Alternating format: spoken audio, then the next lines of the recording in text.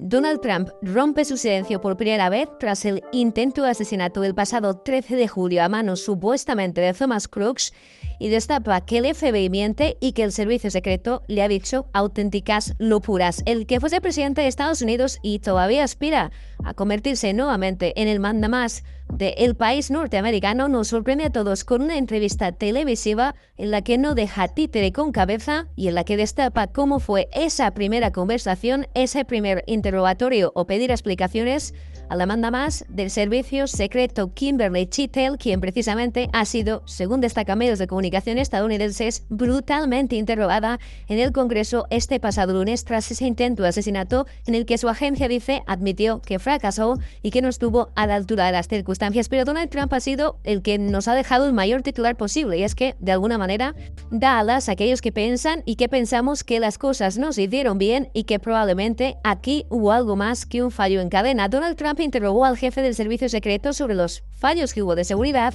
en su mitin de campaña y desestimó, además, o rechazó la excusa que le dieron los agentes de que no tenían mano de obra, de que no tenían suficientes recursos humanos, gente de la que tirar, como queramos llamarlo, para asegurar, dice, en el techo donde un hombre armado abría fuego contra él, y dijo que todo esto era una locura, que esa explicación de que le dieron de que no tenían suficientes efectivos le parecía una tomadura de pelo, una barbaridad, una pamplina o simplemente una broma de mal gusto. El candidato republicano para las elecciones de este 2024 ha revelado que cuestionó a la directora del servicio secreto, Kimberly Chittle, sobre por qué no habían asegurado una de las zonas, pues a priori, si quieres hacer una barbaridad de estas características, más plausibles, ¿no? Más probables para elegirlo. ¿Por qué motivo? ¿Por qué razón? Porque era un tiro más o menos fácil, a 130 pies de distancia, sin demasiados obstáculos de por medio, por no decir ninguno, con la suficiente inclinación como para no ser visto y con el suficiente campo libre como para hacer una barbaridad de esas características. Estacionados en el techo, estaba muy cerca. Dicen que esa inclinación es lo que permitió o impidió al servicio secreto pues darse cuenta de que ahí se encontraba Thomas Crooks con un telémetro, con unas medidas para ver precisamente a distancia y con un fusil de asalto A-15, estaba apuntando directo al escenario, estaba lo suficientemente cerca, tenía todo para acertar y finalmente falló. Y precisamente en este sentido,